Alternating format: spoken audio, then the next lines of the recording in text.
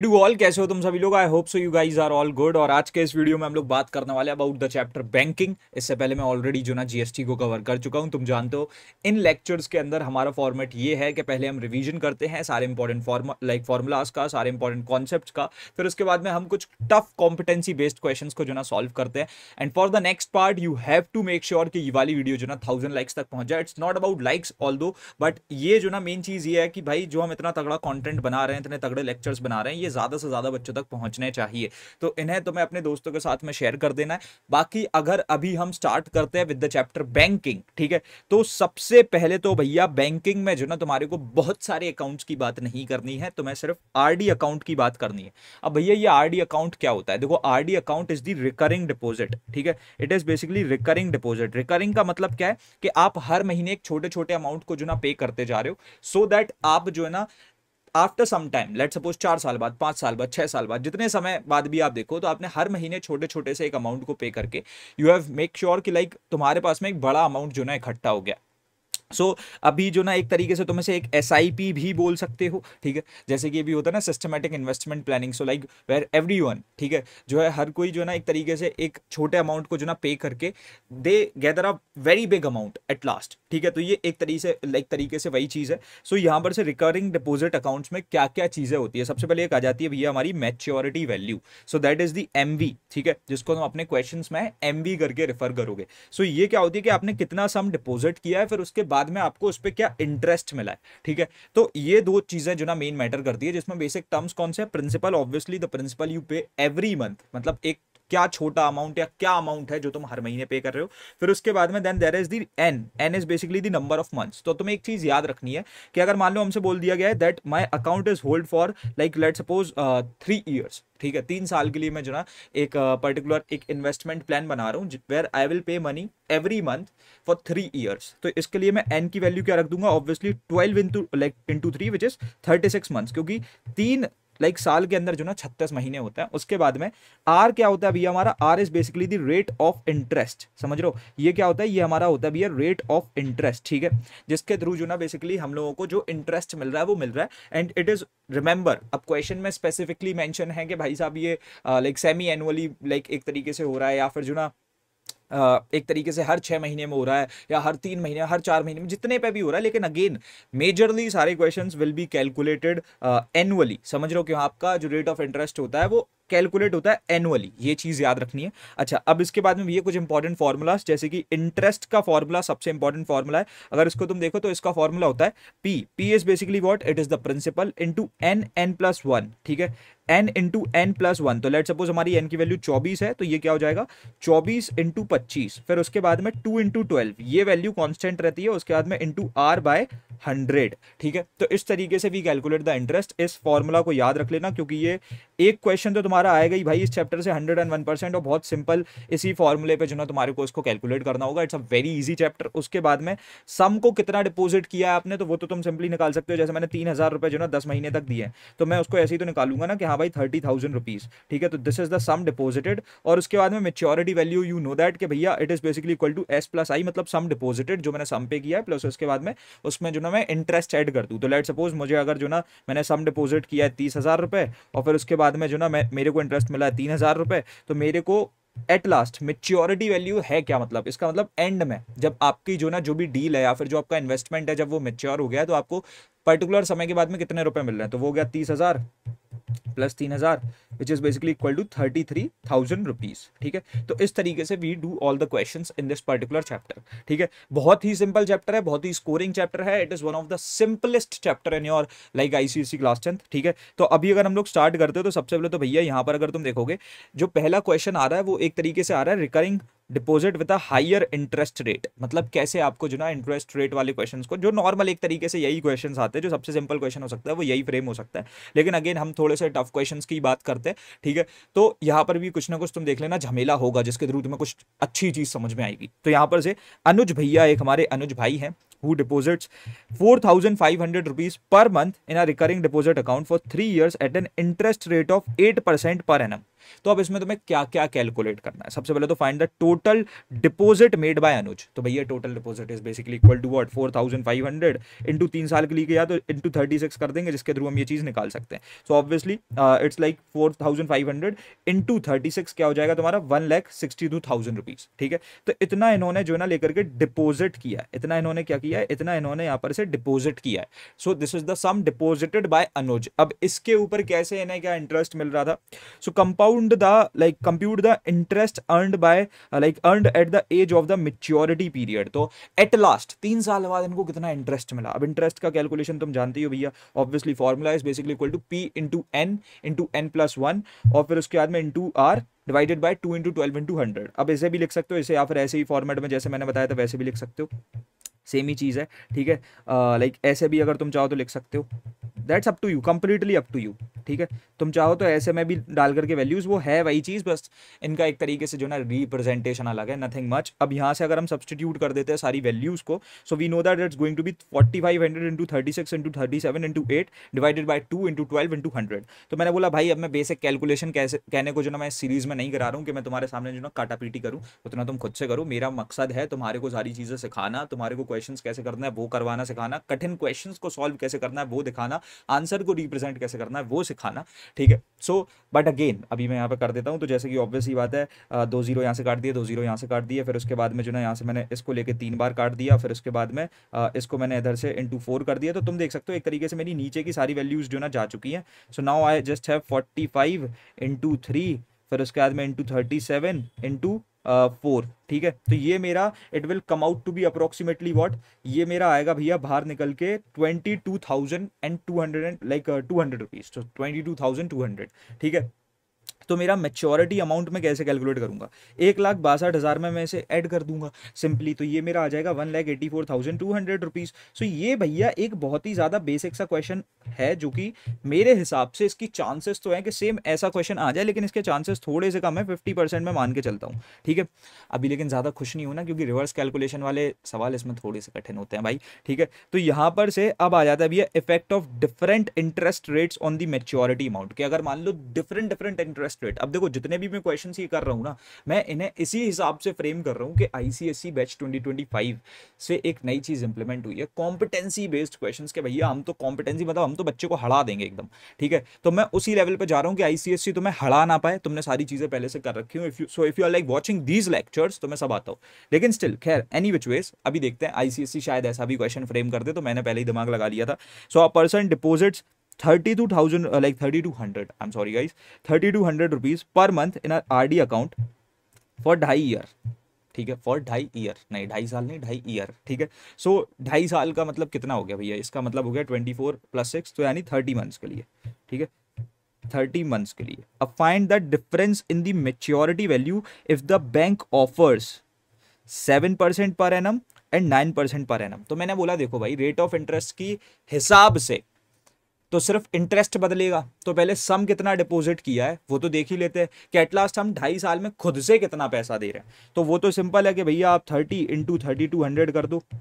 ठीक है, so that's going to be approximately 96,000 rupees. अब इस पर जो भी आए फिर वो हम देख लेंगे। ठीक है, तो सबसे पहले तो स्टेप 1 तुम्हारे को जो ना लेकर के मेच्योरिटी अमाउंट 7% के हिसाब से कैलकुलेट करना है। So using the RD interest formula, पहले ये इंटरेस्ट निकाल रहे हैं। ठीक है, तो मैंने बोला कितना आ जाएगा भैया, ये यहाँ से अगर तुम देखते हो पहली बार में 7% के हिसाब से, तो 3,200 into 30 into 31 into 7 divided by 2 into 12 into 100, तो ये मेरा निकल करके आया अप्रोक्सीमेटली 29,120 रुपीज। तो मैंने बोला अपनी कैलकुलेशन एक साइड में भी अलग ही चल रही है, अपन जो है यहाँ पर लिख देते हैं कि हाँ भैया अगर 7 साल के 7% के हिसाब से हो रही होती कैलकुलेशन, तो 2.5 साल बाद I will be getting 96,000 rupees जो मैंने डिपॉजिट किए थे, जो तो कांस्टेंट ही रहेंगे, और उसके बाद में मुझे 29,120 रुपए का इंटरेस्ट मिल रहा था 3 साल बाद। ठीक है, अब मैं दूसरी बार में कैलकुलेशन करूंगा 9% के हिसाब से। ठीक है, अब यहां पर अगर हम देखें स्टेप 2 क्या आ रहा है मेरा, मेच्योरिटी अमाउंट फॉर 9% इंटरेस्ट। ठीक है, तो यहां से इन्होंने सारी कैलकुलेशन सेम कर दी, बस इंटू 9 रख दिया इधर पे, तो यहाँ पे आया मेरा 37,440 रुपीज। ठीक है, सो 96,000 प्लस 37,440 रुपीज। अब मुझे यहाँ से डिफरेंस कैलकुलेट करना है, तो भैया मैं तो सिंपली अपना दिमाग चलाऊंगा, क्योंकि मैं थोड़ा सा जो ना कॉमन सेंस ज़्यादा होल्ड करता हूँ, तो मैं तो सिंपली 37,440 को जो ना डिवाइड कर दूंगा, लाइक सॉरी माइनस कर दूंगा फ्रॉम, लाइक उसमें से इसे हटा दूंगा, तो ये मेरा कितना आने वाला है, व्हाट डू यू थिंक, बताओ। तो अब ये चीज़ तो तुम लोग जो ना बहुत सिंपल सिंपल कैलकुलेट कर ही सकते हो, ठीक है। अब इन्होंने मेच्योरिटी अमाउंट निकाल दिया है कि भाई साहब इधर से इतना मेच्योरिटी अमाउंट आ रहा है, अब ये इतनी बड़ी कैलकुलेशन कर रहे हैं, तुम सिंपली इसे भी माइनस कर देते तो एट लास्ट आंसर यही आता, समझ लो 8,320 rupees, and this is the final, like final answer you all get, ठीक है। तो ये भी एक और क्वेश्चन हमने सॉल्व कर दिया। अब इसके बाद में हम एक करते हैं भैया मंथली इंस्टॉलमेंट। अब ये आ जाते हैं रिवर्स कैलकुलेशन वाले, कि अब तुम्हें जो ना सिंपली फॉर्मूला को यूज करके जो ना एक अलग ही चीज निकालनी है, ठीक है। यानी तुम्हारे पास फाइनल आउटपुट तुम्हें पता है, बस अब तुम जो वैल्यू सब्स्टिट्यूट कर रहे थे उसमें से कोई एक निकालनी है। तो अब ही हम लोग जो ना इस क्वेश्चन के अंदर प्रिंसिपल निकालेंगे, कि प्रिंसिपल अमाउंट कैसे निकाला जाता है। तो देखो, अगर मान लो एक इंसान है, ठीक है, जिसका नाम मैं रख देता हूं लेट सपोज पप्पू भाई, ठीक है। सो देयर इज पप्पू भाई, ठीक है। अब पप्पू भाई को जो ना basically he receives 3 lakh rupees on maturity from a RD account of 2 years, मतलब कि 24 months, ठीक है। तो एन की वैल्यू मेरी कितनी आ गई 24, एट 6% पर एनम इंटरेस्ट, 6% का रेट ऑफ इंटरेस्ट है। फिर उसके बाद में फाइंड द मंथली इंस्टॉलमेंट। अब मैंने बोला यार देखो, पहले तो मेरे को एक बात बताओ, लाइक जो मेच्योरिटी वैल्यू है ना, एमवी हमारे को 3 लाख रुपए बताई गई है, ठीक है। तो एक चीज हमारे लिए यहाँ पर सरल कब हो सकती थी, कि अगर हम सम डिपॉजिट निकाल देते तो हमें सिर्फ इंटरेस्ट पे कैलकुलेट करना होता। लेकिन अब यहाँ से हम अलग ही चीज की बात कर रहे हैं, कि हमारे पास सम डिपॉजिटेड, तो जो हम कैसे निकालेंगे, हमारे पास मंथली इंस्टॉलमेंट तो हमें पता नहीं है भाई, तो भैया क्या करें। तो मैंने बोला अब एक बात समझो कि एमवी फिर तुम लोग कैसे निकालोगे, कि सम डिपॉजिटेड क्या होता है, पी इंटू एन, ठीक है। फिर उसके बाद में इंटरेस्ट को ऐड करते हो, कि इंटरेस्ट कितना मिला, तो वो कितना होता है पी, फिर उसके बाद में into n, n plus 1 divided by 2 into 12 into R by 100, ठीक है। यही होता है एमवी का फॉर्मूला, डायरेक्ट फॉर्मूला एकदम फंडामेंटल्स के हिसाब से। तो मैंने बोला इसमें वैल्यू सब्स्टिट्यूट कर दो पहले तो एक बार। तो वैल्यूज को अगर तुम लोग जो ना सब्स्टिट्यूट करते हो, तो मैंने बोल दिया 3 लाख रुपए किसके बराबर होंगे, 3 लाख रुपए जो है हमारे बराबर होंगे टू वॉट, 24 पी। अभी हम लोग जो ना प्रिंसिपल अमाउंट को पी मान के चल रहे हैं, प्लस यहां से अगर तुम देखो, सो पी इंटू यही, अरे यार ये देख तो रखा है, प्रणय भैया बहुत फालतू मेहनत करते हो आप। तो देखो P into 24 into 25 into 6 divided by 2400, ठीक है। अब मैंने बोला अगर तुम लोग इसे सॉल्व करते हो फॉर योर P, ठीक है, तो यहां पर से भैया पहली बात तो ज्यादा कट्टा पीटी तो लाइक पॉसिबल है नहीं, बस यही एक मेरे हिसाब से कट्टा पीटी जो ना पॉसिबल है, कि मैं 24 से जो ना इसको 100 कर दूं, और फिर इससे इसे 1 करके इसे 4 कर दूं, फिर इसे 2 कर दूं, इसे 3 कर दूं, तो मैं बोल दूंगा ये मेरा at last 24p plus 3p/2 आ रहा होगा, ठीक है, आ रहा होगा 3p/2। तो मैं बोलूंगा अब एक काम करते हैं भाई, इसके लिए अपन लोग जो ना यहाँ पर आते हैं, ठीक है। इन्होंने अभी देखो एट लास्ट वही कर रखा है भाई, 36p/24, 12 से डिवाइड कर दोगे तो it's also like 3p/2 only, ठीक है। खैर देखते हैं, तो यहाँ से अगर तुम देखोगे तो 3 lakh is equal to what 24p plus 1.5p, ये बढ़िया सिंपल कर दिया। तो मैंने बोला 3 लाख तुम्हारा 25.5p के बराबर है, जहां पर अब p को तुमको सिंपली जो है 3 लाख रुपए को बेसिकली 25.5 से डिवाइड कर देना, जो कि आंसर आ गया मेरा 11,765 रुपए। तो मेरी मंथली इंस्टॉलमेंट कितनी थी, 11,765 रुपए। तो कुछ इस तरीके से तुम लोग जो ना प्रिंसिपल अमाउंट को, यानी जो आप हर महीने पे करते हो ना, वो आप कैलकुलेट कर सकते हो। कुछ ऐसा एक क्वेश्चन तुम्हारा आ सकता है, ठीक है। अब उसके बाद में अगर हम लोग आगे बढ़े, so now we have this कि भैया अब टाइम कितना रिक्वायर्ड है। अभी हमने प्रिंसिपल वाला सवाल कर लिया, टाइम वाला। अब भाई सैडली टाइम वाला सवाल सबसे ज्यादा खतरनाक होता है, समझ लो। अगर तुम्हारी किस्मत एकदम खराब होगी ना, एकदम वाहियात किस्मत लेके लाइक तुम पैदा हुए होगे ना, तो आईसीएससी 2025 में जो है ना यही क्वेश्चन आ जाएगा। क्योंकि इसमें पता क्या है, इसमें सबसे बड़ी दिक्कत है कि यहाँ पर क्वाड्रेटिक लगती है। अब कहने को बहुत बड़ी दिक्कत तो नहीं है क्वाड्रेटिक, लेकिन क्यों इतना झोल करना, क्यों तुम्हारी किस्मत इतनी खराब हो कि तुम बैंकिंग के चैप्टर में जो ना क्वाड्रेटिक इक्वेशंस लगा रहे हो। तो कोई बहुत दिक्कत वाली चीज तो नहीं होती है। अच्छा कभी कभी और भी दिक्कत ये हो जाती है कि भैया कभी कभी आपको प्रॉपर धराचार लगा जाना पड़ता है, ठीक है। तो क्यों हमारे साथ इतना बुरा हो। आई विश कि ये सवाल ना आए, ठीक है। खैर आ गया तो कुछ कर नहीं सकते, तो अभी तो सॉल्व करना सीखना ही पड़ेगा। तो सबसे पहले तो जो है यहाँ पर से देखते हैं, एक पर्सन है, इसका नाम अब हम क्या रखें, इसका नाम अब हम रखते हैं कद्दू, ठीक है। So there is a guy named Kaddu, ठीक है। अरे अरे अरे अरे अरे अरे, हाँ। सो एक हमारे भैया हैं जिनका नाम है कद्दू भैया, ठीक है, जो कि प्रिंसिपल अमाउंट हर महीने क्या पे कर रहे हैं, 5,000 रुपीज, ठीक है, in an RD account at 5% per annum, 5% per annum दे रहा है। Find the number of months required if he wants a maturity amount of 3,25,000। अच्छा, तो यानी ये कितना वाहियात सवाल है कि अब मुझे जो ना एट लास्ट मेच्योरिटी अमाउंट अगर 3,25,000 रुपये रखना है, तो मैं 5,000 मतलब ऑब्वियसली कि कितने में महीने तक पे करूंगा, तो सम डिपॉजिट को भी कैरी आउट करना पड़ता है ना, तो 5,000 into n plus 5,000 into n plus 1 into 5 divided by 2,400। अब तुम देख रहे हो कहाँ कितनी बार एन निकालना पड़ रहा है, यही दिक्कत होती है बस इस सवाल के अंदर कि इसमें जो ना एन स्क्वायर तक बन जाता है। खैर एनी विच वेज हम डरेंगे नहीं, हम इस सवाल को करेंगे, मैं तुम्हारे को सारी चीजें समझाऊंगा, टेंशन लेने वाली कोई बात नहीं है, बिल्कुल 1% की भी कोई बात नहीं है, ठीक है। तो अब सबसे पहले तो भैया देखते हैं एक्सपेंडिंग द सेकंड टर्म, तो ये 5,000 एन हो गया plus 5,000 into 5 into n plus 1, तो ये आ जाएगा मेरा एक तरीके से 25,000 एन। 25,000 एन कैसे बना, अगर तुम्हें इस बात में कोई कंफ्यूजन हो रही हो, तो 5,000 into 5 25,000 into n 25,000 n plus 1, और यहां पर से आ गया ये 2,400, ठीक है। अब 3,25,000 तुम्हारा 5,000 n plus 25,000 n square plus 25,000 n divided by 2,400। ज्यादा डरो मत, इट्स जस्ट अ क्वाड्रेटिक, यहाँ पर अब क्वाड्रेटिक लगनी है, उससे ज्यादा कुछ नहीं होना है। लेकिन उससे पहले अगर तुम multiplying both sides by 2,400 to eliminate the fraction, इसे हटाने के लिए अगर हम लोग सिंप्लीफाई करने के लिए इधर पे भी 2,400 मल्टीप्लाई कर दे और इस साइड में भी 2,400 मल्टीप्लाई कर दे, तो ऑब्वियसली पहले हमें 5,000 एन में भी 2,400 मल्टीप्लाई करना पड़ेगा, ठीक है। प्लस ये वाला तो हमारा पूरा फ्री हो जाएगा, क्योंकि एक बार तुम इसमें 2,400 मल्टीप्लाई करोगे और फिर इसमें, क्योंकि कलेक्टिवली करना है ना तुम्हें 2,400 मल्टीप्लाई, तो इसमें भी होगा और इसमें भी होगा, ठीक है। सो ये कुछ ऐसा आ गया भाई हमारा। अब ये मेरा कितना आ गया, बहुत ही बड़ा सा नंबर आ गया है, 1 10 100 1000 10,000 लाख 10 लाख और फिर इसका करोड़, 7,80,00,000 रुपए की जो ना तुम ट्रांजेक्शन पे पहुंच गए हो। खैर एनी विच वेज इतना कुछ कठिन है नहीं गाइस, डरो मत, मैं ऐसे कठिन उलझे हुए सवाल इसलिए सॉल्व करा रहा हूं कि कल के दिन तुम अपने एग्जाम में ना डरो, ठीक है।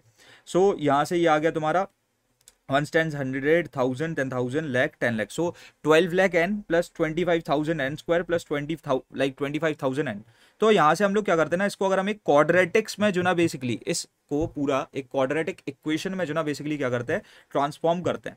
सो it's very easy to do कि हमने यहाँ पर से इसे A x square plus B x plus C वाले फॉर्मेट में हम इसे लाने की कोशिश कर रहे हैं, ठीक है, जिसमें से हमारे पास एक ये है और एक ये है। तो मेरे पास कितना आ गया भैया, प्लस प्लस के हिसाब से 25,000 n square plus 12025,000 n minus 78,00,000 sorry, ठीक है, फॉरगॉट भाई बहुत बड़ा नंबर है, इज इक्वल टू 0। हम इसे इस वाले फॉर्मेट में लाना चाह रहे थे जो हम ले आए फाइनली। अब कुछ नहीं करना है, अब पूरा गेम जो ना क्वाड्रेटिक करेगी। तो सबसे पहले तो मैं जो ना लेकर के देख लो, ये जो सबसे बेकार चीज तुम्हारे साथ जिंदगी में हो सकती थी, दैट वाज धराचार फॉर्मूला, कि भैया आपका धराचार फॉर्मूला यहां से लग गया। तो मैं बोलूंगा ABC की तुम्हें सारी वैल्यूज पता है भाई, बिल्कुल पता है। सो पहले तो इन्होंने जो ना इसे सिंप्लीफाई किया, ठीक है, कि इसे तुम एक जो ना पर्टिकुलर नंबर से डिवाइड कर दो। तो मेरे हिसाब से जहां तक है आई थिंक, ठीक है, जहां तक है इन्होंने जो ना इसे basically yes if you guys see तो 25,000 से सिंपली डिवाइड कर दिया, क्योंकि सारे डिवाइडेबल थे। तो ये आ गया n square plus 481 n minus 31,200। अब थोड़ी सी राहत मिली ना, एक राहत की सांस आई क्या, चलो ठीक है, ओके, कोई दिक्कत नहीं है, अभी नंबर छोटा हो गया है, ओके। धराचार को अगर लगाओगे तो हम जानते हो तो ये चीज हम देख चुके हैं कि भैया हमारा ए की वैल्यू है 1, बी की है हमारी 481 और सी की है माइनस 31,200 रुपीज, ठीक है, मतलब 200 रुपीज कुछ नहीं, ठीक है। सो यहाँ से अगर हम देखते हैं तो फॉर्मूला तुम जानते ही हो क्या होता है, minus b plus minus discriminant होता है, मतलब कि b square minus 4AC divided by this whole divided by 2A, ठीक है। सो सिंपली अगर हम देखें तो हमारे पास में यहाँ पर से पहले तो हम डिस्क्रिमिनेंट निकालेंगे। पहले हम क्या करेंगे, पहले हम अपने डिस्क्रिमिनेंट को निकाल लेते हैं, ये बी स्क्वायर माइनस 4AC को जो ना हम लोग सॉर्ट कर लेते हैं पहले ही। सो 481 square minus 4 into 1 into minus 31,200। अब तुम फिर से डर रहे होगे कि भैया इतनी टफ कैलकुलेशंस, भाई इतना टफ क्वेश्चन नहीं आएगा, ये मैं सिर्फ करा रहा हूँ इसीलिए सो दैट जो ना तुम पहली बात तो एक थोड़ा सा ज्यादा प्रिपेयर्ड हो जाओ और बाद में डरो नहीं, ठीक है। सो यहाँ से ये मेरा कितना आ गया भैया, अगर तुम देखोगे बी स्क्वायर ऐसे कुछ कर करके मेरे पास में आई गॉट दिस अमाउंट 35 6161। इतनी टफ कैलकुलेशंस नहीं आएंगी, टेंशन लेने वाली कोई बात नहीं है। अब now taking the square root, तो इसका जो ना ये स्क्वायर रूट है भाई 597 का। अब तुम्हारे पास ऑब्वियसली नहीं आएगा, अगर तुम्हारे पास कोई लाइक क्वेश्चन आएगा भी ना तो वो 1 to 30 की रेंज में कोई तुम्हें स्क्वायर रूट निकालना पड़े, ऐसा क्वेश्चन आएगा। सो मैंने बोला नाउ सॉल्विंग फॉर n, तो हम कैसे निकालेंगे, n is basically equal to -481 plus -580 like 597 divided by 2। तो अगर तुम देखोगे एक पॉसिबिलिटी हमारी ये बनेगी और एक पॉसिबिलिटी हमारी ये बनेगी। अब ऑब्वियसली भाई time can not be negative, ठीक है, तो ये वाले ऑप्शन को एलिमिनेट करते हैं, n इज इक्वल टू 58, ठीक है। सो आंसर आता है तुम्हारा n इज इक्वल टू 58, ठीक है। और ये जो आंसर है ना, ये रहेगा तुम्हारा इस चीज का आंसर 58 मंथ्स, ठीक है। अब तुम लोग अगेन सोच रहे होगे कि भैया इतना उलझा हुआ सवाल क्या आ सकता है। मैं बोलूंगा देखो भाई 10% चांसेस है कि आ जाएगा, लेकिन एक चीज बता दूं कि इतनी टफ कैलकुलेशंस नहीं आएंगी, ठीक है। इतनी टफ कैलकुलेशंस भाई ऐसे सवाल पे तो जो ना मैं भी जो ना अपना माथा पकड़ के जो ना टेबल पे ऐसे ऐसे मारने लगूं, ठीक है।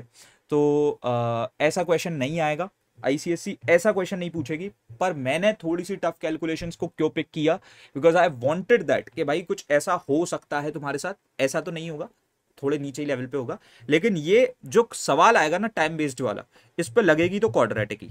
ये बात तो एकदम 100% गारंटी है कि इस पे क्वाड्रेटिक इक्वेशन तुमको जो ना लगानी पड़ेगी। And I do think so there are 10% chances के आए। बाकी मैं अगर अपनी रिसर्च के हिसाब से प्रोडिक्शन सेट करूं तो या तो ये एक डायरेक्ट क्वेश्चन दे देंगे, या फिर जो है तुम्हारे पास मोस्ट प्रोबेबली मंथली इंस्टॉलमेंट, मतलब कि जहां पर हमने अभी पिछली बार वो निकाला ना, पी को निकाला, या फिर जो ना रेट ऑफ इंटरेस्ट निकालने वाला सवाल दे देंगे। ये प्रोबेबिलिटी है दैट दे कैन डू। और अदरवाइज जो मैंने एक एक्स्ट्रा क्वेश्चन कराया कि different different rate of interest पे क्या होता है, उस पर भी दे सकते हैं। ये भाई बहुत कम चांसेस है इसके, तो 10% चांसेस लगते हैं। खैर आखिरी क्वेश्चन पे आ जाते हैं इस चैप्टर के जो हम करने वाले हैं, where we have to do again like the reverse calculation, जहां पर हम लोग जो ना इंटरेस्ट रेट को निकालेंगे। अब ये सिंपल है भाई, इसमें कुछ ऐसा बहुत खास है नहीं। तुम जानते हो अगेन हमारे पास में एक सवाल है भैया जिसपे हमको फिर से नाम रखने का एक ऑप्शन है। बताओ क्या नाम रखें इस बार। इस बार हम नाम रख लेते हैं कुक्कू, ठीक है। सो लेट्स सपोज इसका नाम है कुक्कू। सो कुक्कू जी क्या करते हैं, ही डिपोजिट्स 6,000 रुपीज पर मंथ, तो पी है हमारा लाइक 6,000 रुपीज, ठीक है, in an RD account for 18 months, 18 महीने के लिए कर रहा है, तो एन आ गया हमारा 18, and receives a maturity amount of इतना, ठीक है। तो भाई थोड़ा सा सिंपल एम भी दे देते भाई, लेकिन खैर ठीक है, 1,12,680 रुपए, सॉरी 860 रुपए, ठीक है, 860 रुपए, ठीक है। Now find the rate of interest per annum offered by the bank. तो मैंने बोला सबसे पहले तो यहां पर m is equal to P N, जो कि मैं जानता हूं कि भैया मैं तो सिंपल कैलकुलेशन कर सकता हूं 6,000 इंटू 18 की। तो ये मेरा कितना आ जाएगा, ये मेरा आ जाएगा 60,000 plus 54,000 which is basically equal to 1,14,000। तो ये तो मेरा सिंपल कैलकुलेशन हो गया एक कि हाँ भैया, सॉरी मैं कुछ गलत कर रहा हूँ क्या,